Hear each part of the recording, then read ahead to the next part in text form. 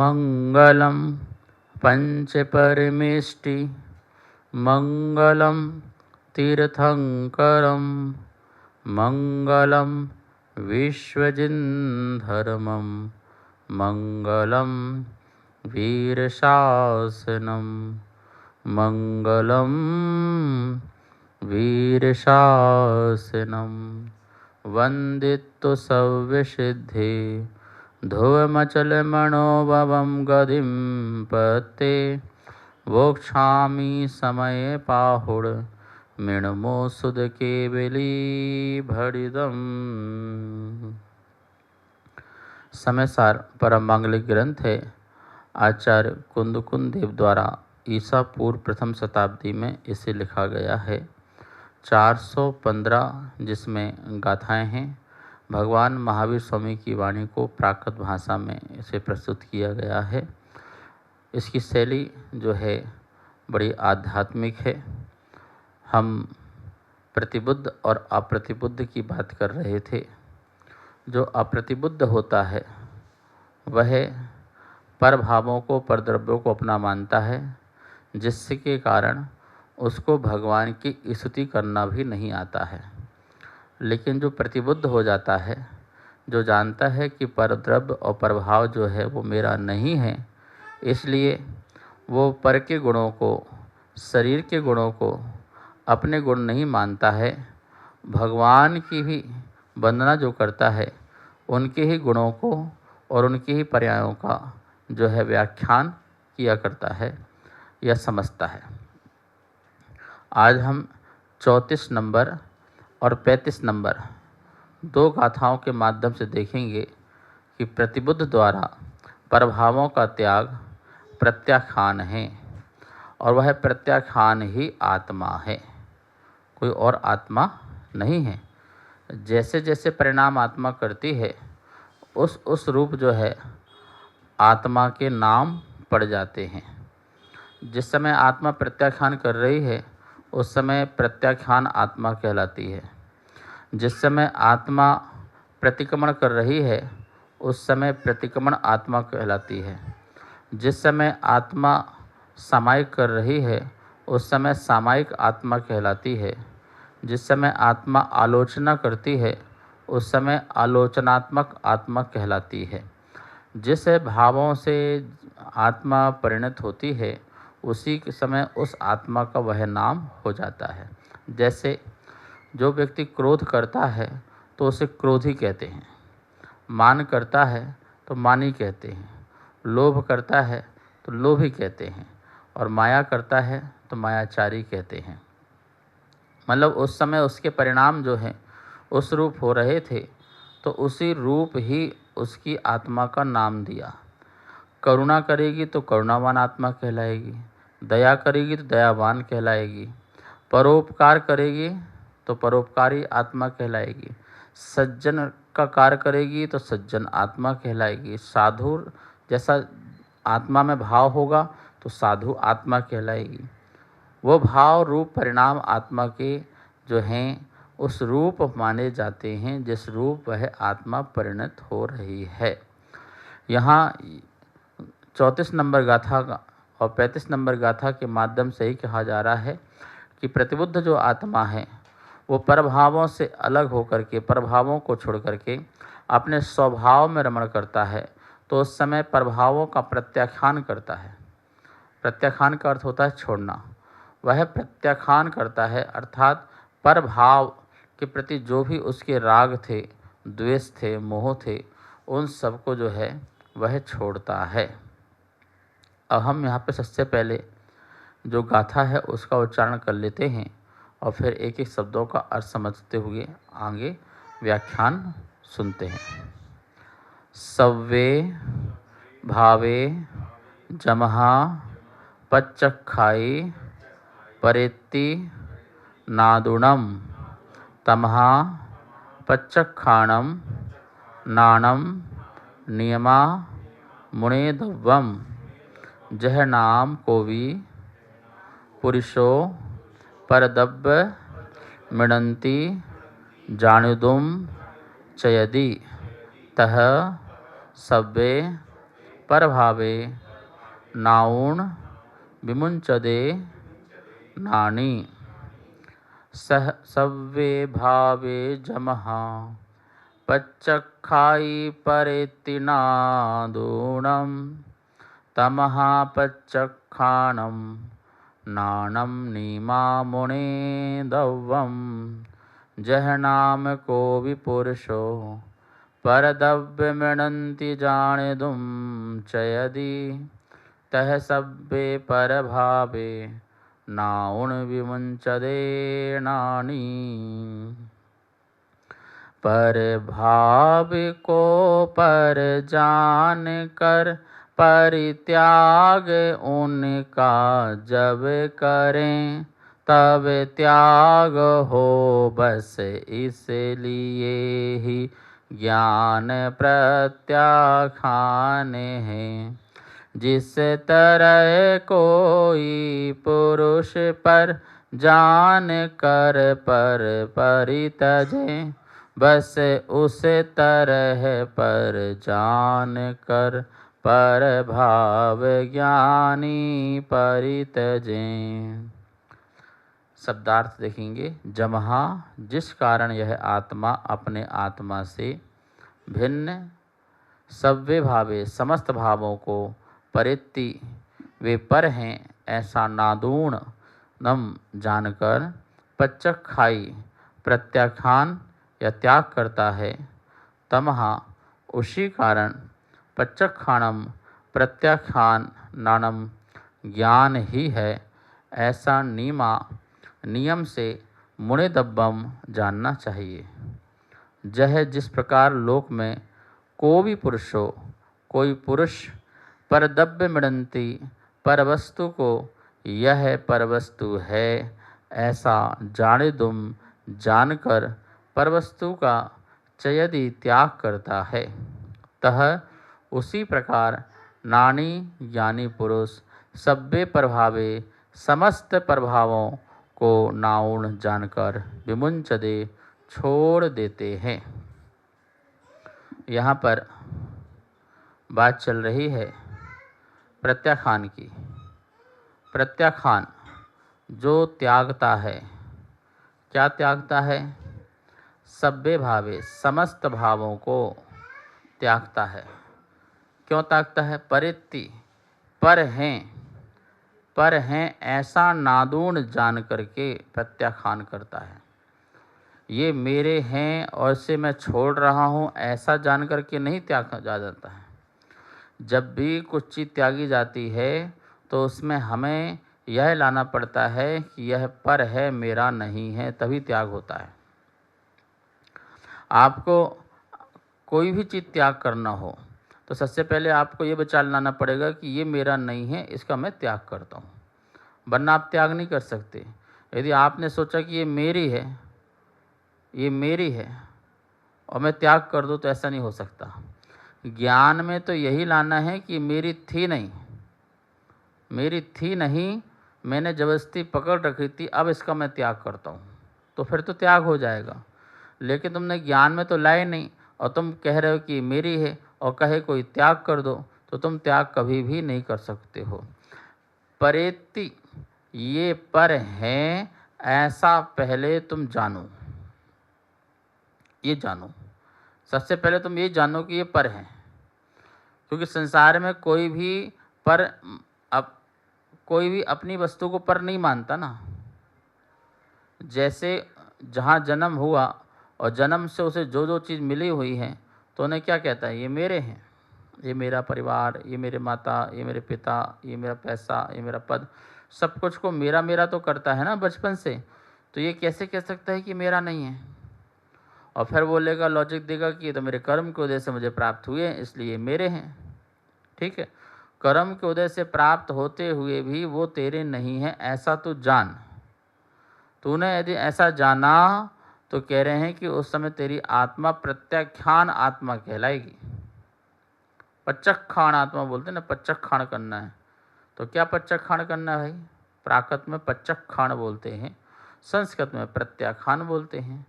जो मेरा नहीं था और मैंने मान रखा था ये मेरा है, उसका प्रत्याख्यान करना, वो प्रत्याख्यान वाली आत्मा कहलाती है। कह रहे हैं कि ऐसा जानकर के प्रत्याख्यान करता है, उसी कारण प्रत्याख्यान ज्ञान ही है, ऐसा नियम से जानना चाहिए। वो प्रत्याख्यान क्या है? कोई और चीज़ नहीं है, वो ज्ञान ही है, और ज्ञान ही वह आत्मा है। समस्त भावों को परित्ति नादुणम, देखो लास्ट में लिखा परित्ति नादुणम, पर ये पर है ऐसा जान करके प्रत्यक्षाइम प्रत्याख्यान करता है। जमहा जैसे यह प्रत्याख्यान करता है समस्त भावों को पर हैं, तमहा वैसे ही प्रत्यक्षाणम नानम नीमा मुनिदम्बम, नियम से उसे प्रत्याख्यान जो है ज्ञान जानना चाहिए। उस समय जो आत्मा है वो प्रत्याख्यान आत्मा कहलाएगी। प्रत्याख्यान मतलब त्याग, वो त्याग आत्मा कहलाएगी, त्याग ज्ञान कहलाएगा, क्योंकि ज्ञान जो है उसी से ही त्याग होता है, अथवा यूँ कि त्याग जो होता है वो ज्ञान से ही होता है, बिना उससे हो नहीं सकता। जैसे ही ज्ञान में आपको ये आया कि मेरा नहीं है, तभी उस समय छूट जाएगा, उस समय त्याग हो जाएगा। जैसे मान लो आप मंदिर गए, धोखे से दूसरी चप्पल पहन के आ गए, चप्पल वही थी, ब्रांड वही था, लेकिन जैसे आपने पहना थोड़ा कदम चले आगे तो चप्पल तो लगी वही है, लेकिन आपको समझ में आ गया कि नहीं यार चप्पल तो मिली नहीं है, क्योंकि मुझे पहनने से समझ में आ गया कि ये तो अलग ही लग रही है, अजीब लग रही है। चप्पल मेरी जो थी वो उसमें इस प्रकार से महसूस नहीं होता था जैसा महसूस इसमें हो रहा है, शायद मैं ये चप्पल किसी और की पहन करके आ गया हूँ। और तभी एक सज्जन ने वहाँ कहा, भाई साहब ये जो आप पहने हुए हैं ये तो आपकी नहीं है, ये शायद मेरी है। बोले हाँ, मैं तभी तो सोच रहा हूँ कि ये जो चप्पल है मुझे काट क्यों रही है, मुझे महसूस हो रहा है कि मेरी नहीं है। तो बोलो, जैसे ही आपके में आया कि ये मेरी नहीं है, उसी समय आपका वो चप्पल का त्याग हो गया है। उतारने में टाइम तो लग सकता है, उतारने में तो टाइम लग सकता है, लेकिन त्याग में टाइम नहीं लगा। अंदर से ज्ञान से त्याग हो गया है, इसलिए त्याग ज्ञान ही आत्मा जानना चाहिए, प्रत्याख्यान ज्ञान जानना चाहिए। वो प्रत्याख्यान जो कर रहा है आत्मा, वही प्रत्याख्यान ज्ञान ही है, ऐसा मुणे दब्बम, ऐसा मनन करना चाहिए, अथवा ऐसा ही यथार्थ रूप से जानना चाहिए। ये बात यहाँ पर हुई। अब हमें ये बात ध्यान रखना है कि प्रभाव है क्या। आप कह रहे प्रभाव त्यागो, प्रभाव त्यागो, ये तो भाव जो हैं वो आपके हैं, तो प्रभाव क्यों त्यागो? बोले भाई ये प्रभाव जो भाव हुए हैं वो किसके निमित्त से हुए हैं? बोले पर के निमित्त से हुए हैं। तो पर के निमित्त से हुए हैं, इसलिए हमारे भाव भी वो प्रभाव कहलाएंगे। जैसे मुझे क्रोध हुआ, तो क्या क्रोध अपने आप हो गया? कोई ना कोई तो निमित्त मिला होगा, कोई ना कोई कारण मिला होगा, जिसके कारण मेरे में क्या आया? क्रोध उत्पन्न हुआ है। तो जो जिस कारण से उत्पन्न हुआ है, तो वो उस कारण को ही हम कहेंगे वो पर है, पर है। तो पर के निमित्त से हुआ है, तो मेरा भाव भी पर वाला भाव कहला गया, स्वभाव नहीं कहलाएगा, निज भाव नहीं कहलाएगा, क्योंकि निज भाव में पर की जरूरत नहीं है। निज भाव तो वो स्वभाव है, सिद्ध भगवान का जो स्वभाव चल रहा है, निज भाव चल रहा है, उसमें प्रभाव से तो प्रकट नहीं हो रहा ना। प्रति समय अनंत ज्ञान दर्शन सुख और शक्ति का भोग करते हैं, अनुभव करते हैं, लेकिन क्या वो इन शक्ति का अनुभव करते हुए, ज्ञान का अनुभव करते हुए भी क्या वो पर के कारण होता है?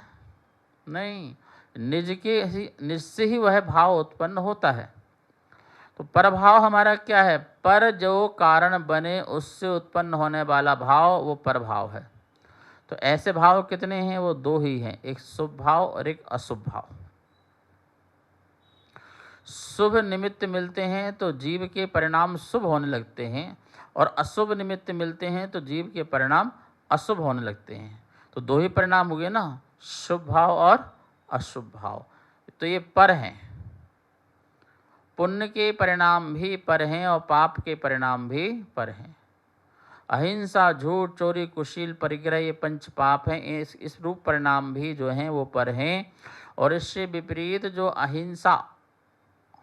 अहिंसा है, असत्य है, अचौर है, ब्रह्मचर्य है, अपरिग्रह है, ये जो परिणाम हैं, ये परिणाम भी यदि मेरे पर से उत्पन्न हैं तो ये परिणाम भी जो हैं पुण्य रूप वह पर हैं, ऐसा ध्यान रखना। लेकिन आत्मा में ठहरे, आत्मा शुद्ध उपयोग की दशा में रहे, उपयोग की दशा शुद्ध हो जाए, जिसमें कोई राग नहीं, कोई द्वेष नहीं, मेरे ज्ञान में समस्त पदार्थ झलकें, ये मेरे ज्ञान की स्वच्छता है, ये मेरे ज्ञान की शक्ति है कि पदार्थ कोई होगा तो वो मेरे ज्ञान का विषय बनेगा ही बनेगा। या तो वो संसार में पदार्थ नहीं है, यदि है तो मेरे सच्चे ज्ञान का विषय बने। अभी आकाश में खम्मा नहीं है तो मेरे ज्ञान का विषय क्यों बनेगा? ठीक है ना, खम्मा हो तो मेरे ज्ञान का विषय बने। तो जो कुछ भी, जितने भी ज्ञेय पदार्थ हैं वो ज्ञेय ज्ञान के विषय बनते हैं, बने। लेकिन ज्ञान के विषय बनते हुए समय मेरे में राग बुद्धि से पुण्य परिणाम आदि ना हो, द्वेष बुद्धि से मेरे पाप परिणाम नहीं हो। वो साक्षी भाव से, ज्ञाता दृष्टा भाव से मैं उन्हें देखूं, मैं जानूं। जैसे मैं अपने ज्ञान से ये जान रहा हूँ कि ये माला है, और ऐसे ही केवली भगवान भी अपने ज्ञान से जान रहे हैं कि ये माला है। लेकिन दोनों के जानने में अंतर क्या है? मैं जान करके यह परिणाम लाऊं माला बहुत अच्छी और मेरी है, बढ़िया है, ऐसा परिणाम लाऊं तो ये मेरा प्रभाव हो जाएगा। क्यों? क्योंकि इसमें मैंने अपना परिणाम डाल दिया। माला बस जानते तो कोई दिक्कत नहीं थी, लेकिन ये माला जो है बहुत सुंदर है, बढ़िया है, अच्छी क्वालिटी की है और कितनी सुंदर डिजाइन से बनी हुई है और भक्त ने मुझे दी है, ये मेरी है, ऐसा जो भाव है ये पर भाव है। क्योंकि उसके निमित्त से ऐसे और एक्स्ट्रा परिणाम आए। परिणाम बस इतना आना था ये माला है, लेकिन इसके निमित्त से और जो परिणाम आए वो परिणाम परभाव हैं। और ऐसा कह रहे हैं कि परभाव को जो छोड़ता है वो प्रत्यक्षान ज्ञान आत्मा कहलाती है। और केवल ज्ञानी भी इस माला को देख रहे हैं तो माला दिख रही है, टेबलों रखी है, ये माला है, इसका परिणाम देख रहे हैं, ये किसकी है किसकी नहीं है और मेरी है तेरी, ऐसा कोई परिणाम नहीं आ रहा उससे। उनके ज्ञान में वो वस्तु झलक रही है। जो जो जैसा संसार में परिणमन हो रहा है वैसा वैसा परिणमन ज्ञान में दिख रहा है। वस्तु के परिणमन से ज्ञान का परिणमन नहीं होता और ज्ञान के परिणमन से वस्तु का परिणमन नहीं होता है। ज्ञान ज्ञान में परिणमन करता है और वस्तु वस्तु में परिणमन करता है।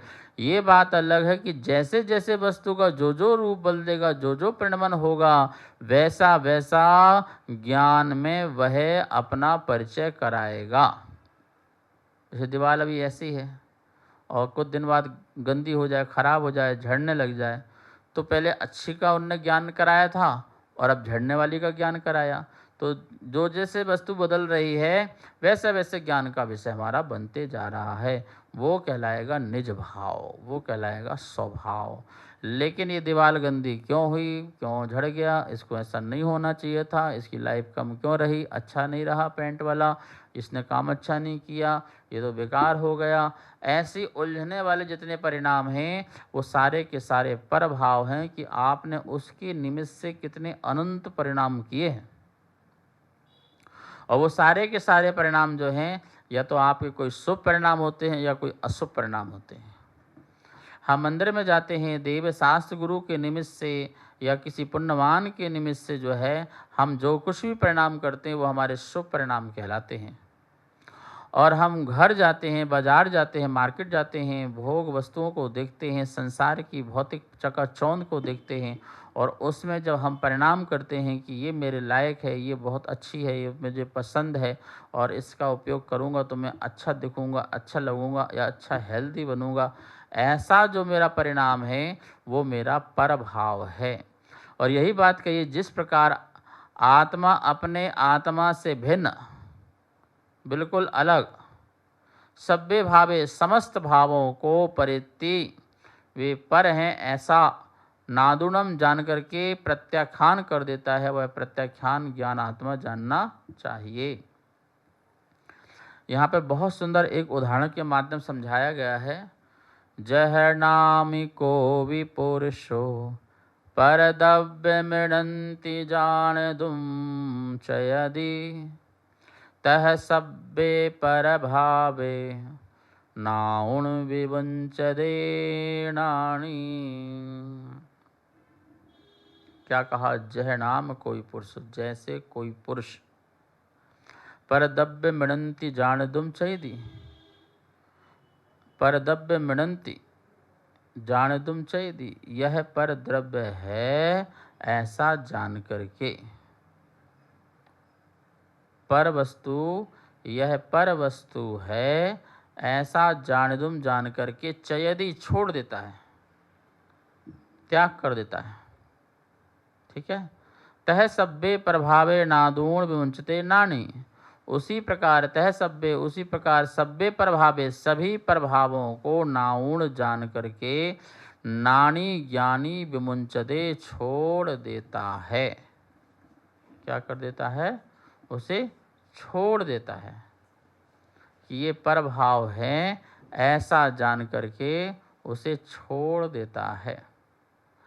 ये जान रहा है कि ये मोबाइल मेरे नहीं हैं, तो ये तो अज्ञानी भी कह रहा है ना कि पर की वस्तु को अपनी वस्तु नहीं कह रहा। अज्ञानी व्यक्ति भी पर की वस्तु को भी अपनी वस्तु नहीं कहता है। कहीं पड़ोसी के मकान को अपना मकान थोड़ी कहता है, पड़ोसी की गाड़ी को अपनी गाड़ी थोड़ी कहता है, दूसरों के पैसों को अपने पैसे थोड़ी कहता है। तो ये कह रहे जह नाम को भी पुरुषो पर दब्य मृणन्ति जानदुम चयदि, जैसे कोई पुरुष पर द्रव्य को जानता है और उसको छोड़ देता है कि ये पर द्रव्य मेरा नहीं है, ऐसा छोड़ देता है। लेकिन ज्ञानी तो वह है कि जो सब्बे प्रभावे नानुदम, सभी प्रभावों को जान करके उसे छोड़ देता है। समझ में आ रहा क्या कह रहे हैं? यहाँ ये समझा रहे हैं ज्ञानी, अज्ञानी और ज्ञानी की बात कर रहे हैं। अज्ञानी तो पर को पर ही कहता है, पर को जो उसे पुण्य से प्राप्त वस्तु नहीं हुई है और दूसरे को प्राप्त हुई है, तो दूसरे की वस्तु को दूसरे की वस्तु ही कहता, अपनी नहीं कहता है। लेकिन ये कह रहे हैं कि जो पुण्य से प्राप्त वस्तुएं हुई हैं उन्हें भी कहे ये मेरी नहीं है, उसका नाम ज्ञानी है। ज्ञानी वह है जो ये कहे कि ये जो जितने भी भाव मेरे हो रहे हैं, परिणाम हो रहे हैं, इस वैभव को देख करके, इस विभाव परिणतियों को देख करके जो कुछ भी मेरे परिणाम हो रहे हैं वो परिणाम भी मेरे नहीं हैं, उसे कहते हैं ज्ञानी। उसे क्या कहते हैं? ज्ञानी कहते हैं। अपने में उत्पन्न होने वाला क्रोध, उसे भी कहे कि ये क्रोध मेरा नहीं है।